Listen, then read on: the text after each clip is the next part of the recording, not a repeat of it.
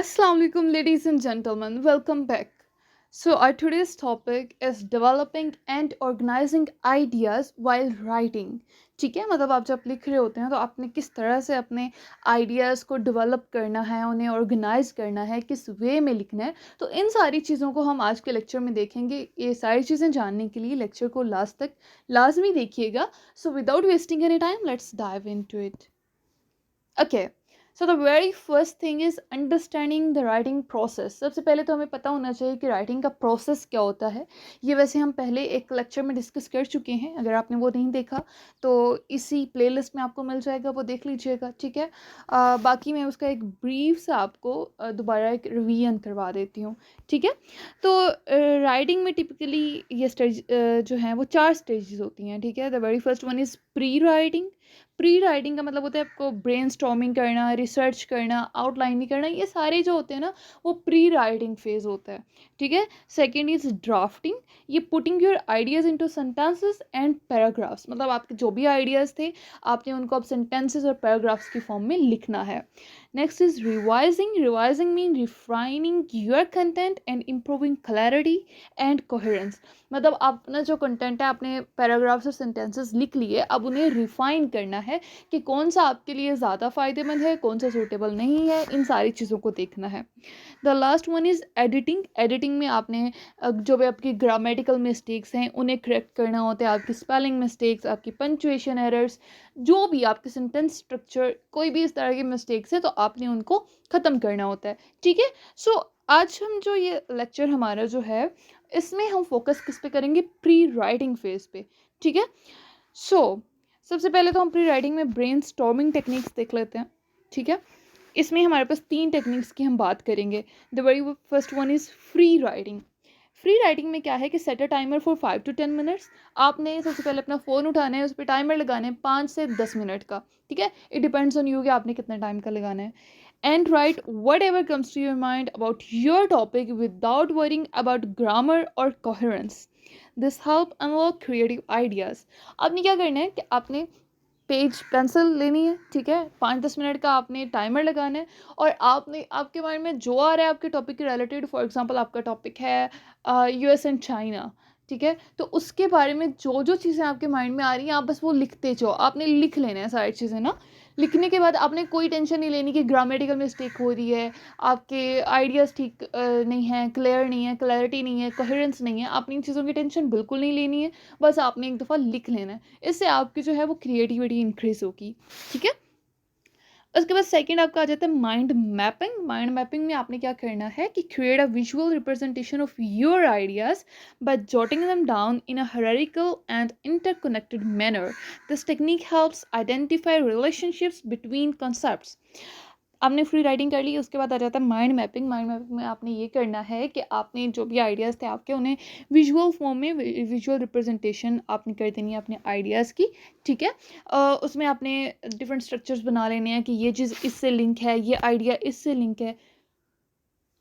Sorry, तो इससे क्या होगा कि आपको जो आइडियाज़ के आपस में, उन कंसेप्ट के आपस में जो रिलेशनशिप्स हैं उनका पता चलेगा। ठीक है, और थोड़ी क्लैरिटी भी आएगी।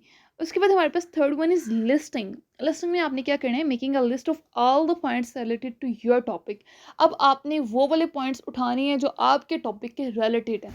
ठीक है, मोस्ट सूटेबल रिजल्ट्स जो हैं, या मोस्ट सूटेबल जो पॉइंट्स हैं उनको आपने लेना है।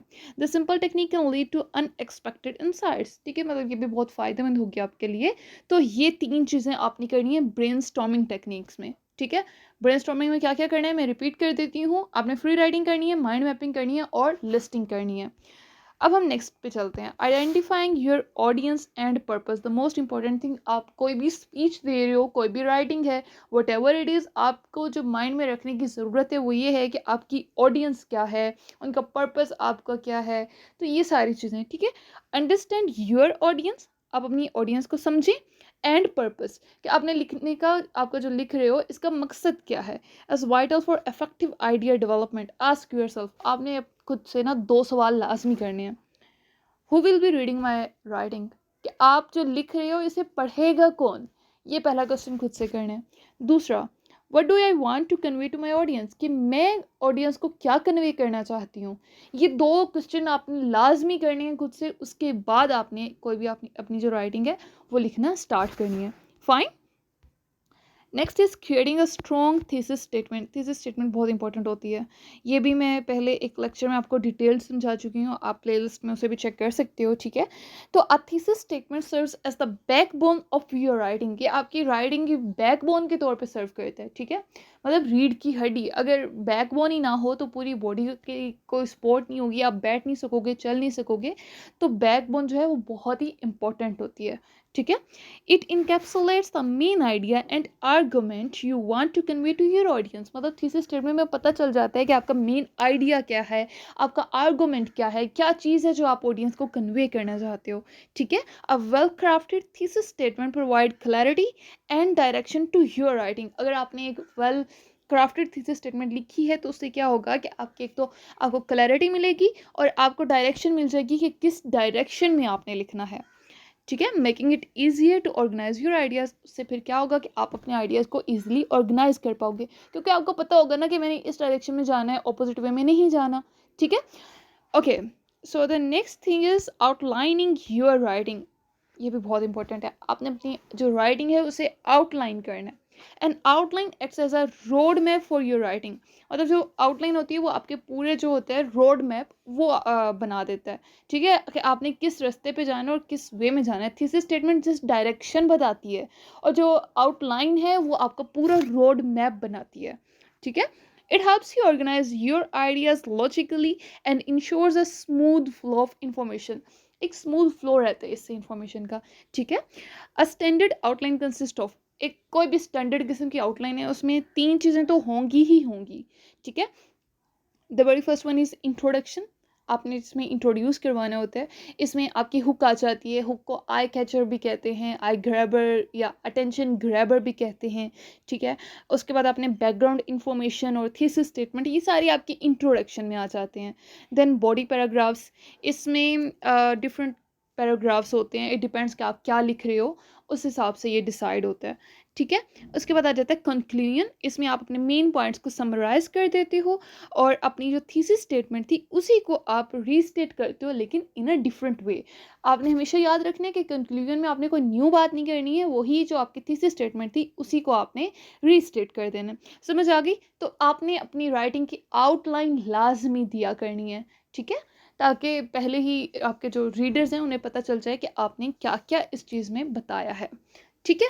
So the next thing is incorporating transitions. अब ये ट्रांजिशंस क्या हैं? ट्रांजिशंस आर वर्ड्स, ये या तो वर्ड्स हैं और फ्रेजेस, या ये वर्ड्स हैं या फ्रेजेस हैं that connect ideas and paragraphs. जो आइडियाज़ और पैराग्राफ्स को कनेक्ट करते हैं इन्हें वर्ड्स या फ्रेजेस कहा जाता है।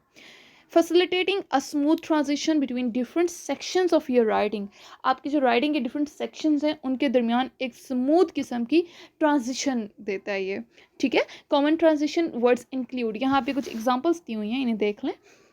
The very first one is furthermore, however, in addition, consequently, ठीक है। तो ये इसके अलावा मोर ओवर होता है, एडिशनली होता है, मतलब ये काफ़ी सारे जो हैं ट्रांजिशन वर्ड्स या ट्रांजिशन फ्रेजेस यूज़ होते हैं ताकि आपस में उनका कनेक्शन रहे। Proper use of transitions enhance the coherence of your writing, इससे आपकी राइटिंग की कोहेरेंस ज़्यादा हो जाती है, इन्हांस हो जाती है। अब हमारे पास आ जाता है यूजिंग विजुअल एड्स। ये विजुअल एड्स क्या हैं? Depending on the type of writing. अब ऐसा नहीं है कि आपकी जो राइटिंग है उसमें वो सूटेबल ही ना हो और आप कहें कि विजुअल एड्स हमने यूज़ करनी है, ऐसा नहीं है। Depending on the type of writing आपने देख लेना है कि आपकी राइटिंग किस टाइप की है। Visual aids such as graphs, visual aid में क्या क्या आता है? ग्राफ्स आते हैं, चार्ट्स आते हैं, इमेजेस आते हैं, ठीक है। तो ये सारी चीज़ें कैन बी वैल्यूएबल, ये आपके लिए फ़ायदेमंद हो सकती हैं in organizing complex ideas and presenting data in a more accessible format, ठीक है।